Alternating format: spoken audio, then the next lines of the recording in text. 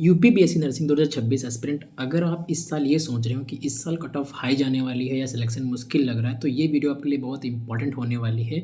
और इस वीडियो में हम प्रैक्टिकली और लॉजिकली बात करेंगे कि जो यूपीपीएससी नर्सिंग 2026 की एक्सपेक्टेड कट ऑफ क्या रहने वाली है और सिलेक्शन आखिरकार हमें क्यों मुश्किल लग रहा है और हमें कितना सेफ स्कोर करना चाहिए। सो बिना टाइम वेस्ट के वीडियो को स्टार्ट करते हैं।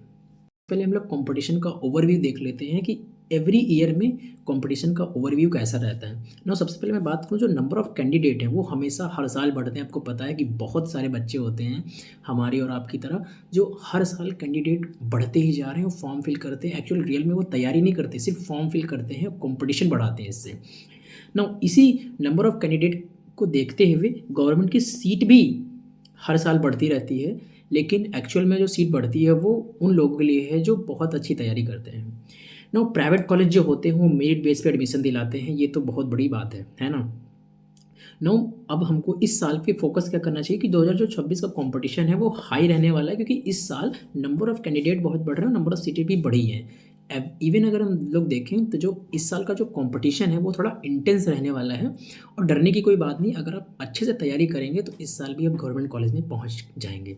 नो, आगे मैं बात करूं, जो प्रीवियस ईयर का जो ट्रेंड चला था वो मैं देखता हूं। अगर पेपर ईजी था तो कट ऑफ हाई हुई थी, अगर पेपर मॉडरेट था तो जो बैलेंस थी कट ऑफ, यानी कि कट ऑफ बैलेंस हुई थी।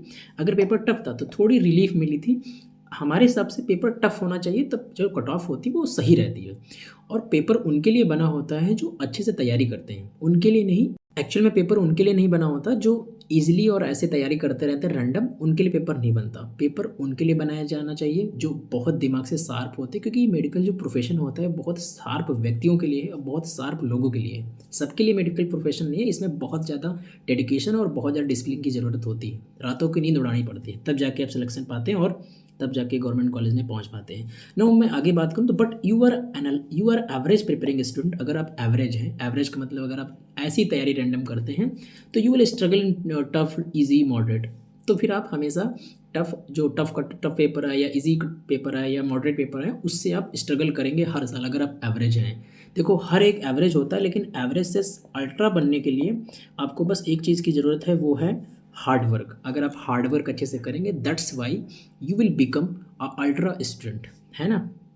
नो, 2026 की जो एक्सपेक्टेड कट ऑफ क्या रहने वाली है वो, और कितना एक्सपेक्टेड हमें स्कोर करना चाहिए और सेफ स्कोर कितना करना चाहिए ना। सबसे पहले मैं बात करूँ, जो एक्सपेक्टेड सेफ स्कोर है उसको हम एनालाइज बेस पे करेंगे। जनरल कैटेगरी की अगर हम लोग बात करें तो टॉप गवर्नमेंट कॉलेज में है, उनमें 110 से 110 प्लस तक कट ऑफ जाने वाली है, इससे कम नहीं जाएगी। और इतनी ही नंबर पे कॉलेज लोगों को मिला था।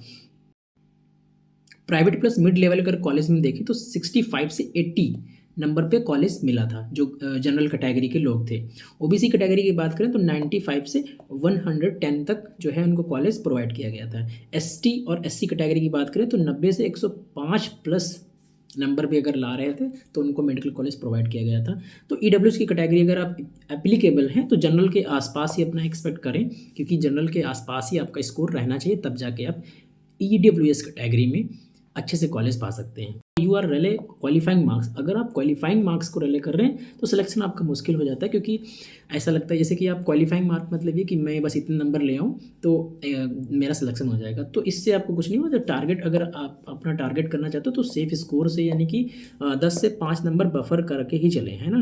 अगर आप एसटी हैं तो या एससी हैं तो 10 नंबर बफर करके ही चले, तभी जाके आप सिलेक्शन के पास पहुँचेंगे, क्योंकि कट ऑफ कब एक्सटेंड हो जाए ये आप पे डिपेंड नहीं करता ना। गवर्नमेंट और प्राइवेट कॉलेज की जो कट ऑफ का डिफरेंस है वो लोग हम लोग देख लेते हैं। जो गवर्नमेंट कॉलेज की जो गवर्नमेंट कॉलेज का जो डिफरेंस है प्राइवेट कॉलेज से, वो क्या है कि जो गवर्नमेंट कॉलेज है उसमें नंबर ऑफ सीटें कम है ना। जो नंबर ऑफ सीटें बढ़ रही हैं वो प्राइवेट कॉलेज में बढ़ रही हैं, गवर्नमेंट कॉलेज में बहुत कम है ना।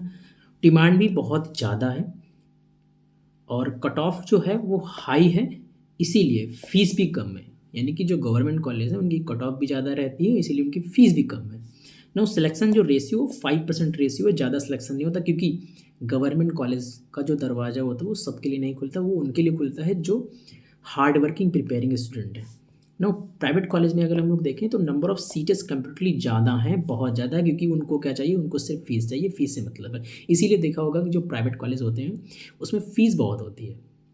तो अगर आप गवर्नमेंट कॉलेज को टारगेट कर रहे हैं तो अच्छे से पढ़ना पड़ेगा, तब जाके आप गवर्नमेंट कॉलेज में पहुँच पाएँगे। ना कट ऑफ थोड़ा लोअर रहता है, उनका कट ऑफ ज़्यादा नहीं रहता, लाइक 60% उनका कट ऑफ चला जाएगा, तब भी वो जो है स्टूडेंट को ले लेते हैं। तो फीस हाई रहेगी, के लिए है जो बिलोंगिंग्स लोग हैं, जिनके पास बहुत संपत्ति है, वो लोग जिनके पास ज़्यादा पैसा है, तो वो लोग प्राइवेट कॉलेज की तरफ मूव कर सकते हैं, उनके लिए बेस्ट रहेगा। लेकिन इसके लिए भी आपको यूपी स्टैंडर्ड देना पड़ेगा और उसमें इतने नंबर लाने पड़ेंगे, तब जाके होगा। If you want government college then you don't compare with the marks. अगर आप गवर्नमेंट कॉलेज चाहते हैं तो कम अपने मार्क्स के साथ कंपेयर मत करो कि यार मेरे इतने नंबर्स आ रहे हैं या इतने नंबर्स आएंगे, कैसे होगा कैसे नहीं होगा।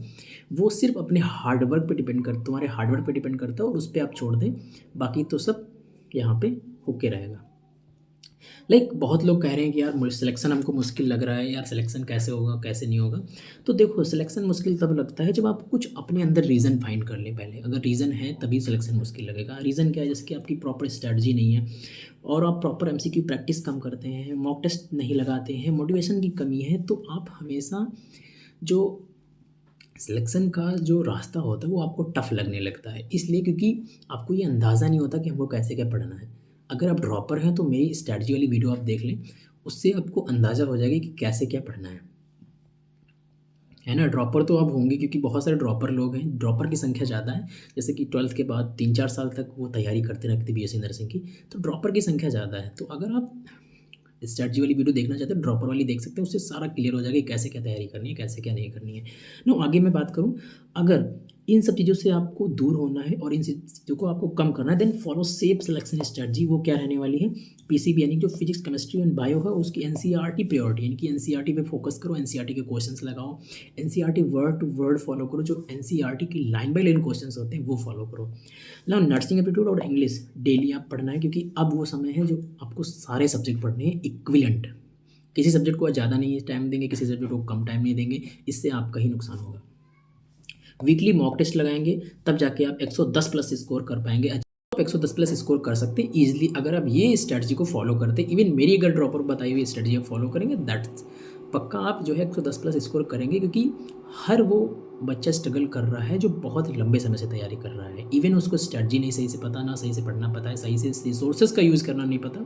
तो अगर आप वो मेरी वीडियो देखेंगे, दैट्स वाई कि आप अच्छा करके आएंगे स्कोर। सी वीडियो थी एक्सपेक्टेड स्कोर वाली। अगर इस वीडियो से आपको क्लियरिटी मिली हो तो लाइक करें, शेयर करें और चैनल को सब्सक्राइब करना मत भूलें, क्योंकि यार मैं आपका छोटा भाई आपके लिए वीडियो बना रहा हूँ, तो प्लीज़ चैनल को सब्सक्राइब कर देना, क्योंकि आपका एक सब्सक्राइबर मेरे लिए बहुत इंपॉर्टेंट है और बहुत डेडिकेशन मेरे को देता है। तो प्लीज़ आप चैनल को सब्सक्राइब करना मत भूलें। मैं बस एक ही चीज़ कहूँगा कि बी कंसिस्टेंट और बी डिसिप्लिन्स। अगर आप डिसिप्लिन रहेंगे, कंसिस्टेंसी को फॉलो करेंगे, that's why you will be selected. Now आप भी इस साल गवर्नमेंट कॉलेज में पहुँच के मानेंगे। सो मिलते हैं नेक्स्ट वीडियो में, तब तक लोग बाय, बने रहिए और अपना ध्यान रखें, क्योंकि इस समय सबसे ज़्यादा जो ज़रूरी है वो आपकी हेल्थ है। सो मिलते हैं नेक्स्ट वीडियो में, तब तक लोग बाय, थैंक यू।